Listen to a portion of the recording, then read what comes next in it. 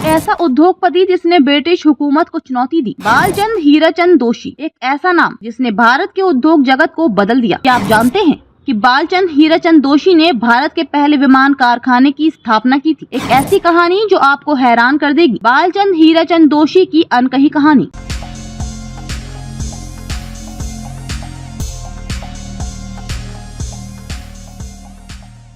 नमस्कार दोस्तों, आज हम आपको एक ऐसे व्यक्ति की कहानी सुनाने जा रहे हैं जिन्होंने भारत के उद्योग जगत को एक नई दिशा दिखाई। एक ऐसे व्यक्ति जिन्होंने अपनी मेहनत, लगन और दृढ़ संकल्प से भारत को गर्व से भर दिया।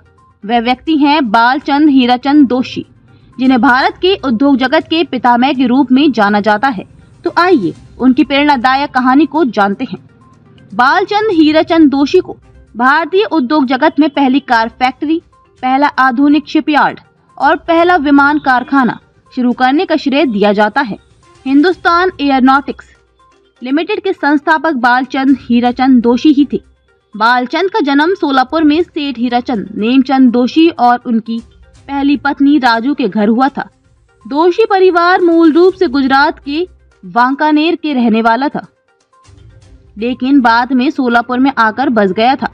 हीराचंद मूल रूप से कपास का कारोबार और लोगों को उधार पर पैसे देने का काम करते थे, लेकिन बालचंद ने अपने पिता के कारोबार के अलावा कुछ करने की ठानी और वे एक ठेकेदार बन गए।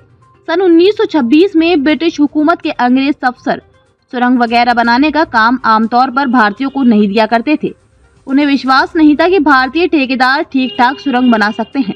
इस दौरान बालचंद को पता चला कि ब्रिटिश हुकूमत का रेलवे विभाग बोरघाट में सुरंग बनाकर रेलवे ट्रैक बिछाने की योजना बना रही है। बस फिर क्या था, बालचंद पहुंच गए चीफ इंजीनियर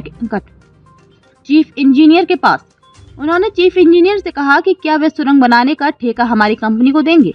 ये सुनते ही अंग्रेज चीफ इंजीनियर हंस पड़ा और बोला, क्या ये काम आपसे हो पाएगा? आप तो भारतीय हैं, भारतीयों को सुरंग खोदने की तकनीकी के बारे में कोई जानकारी होती भी है।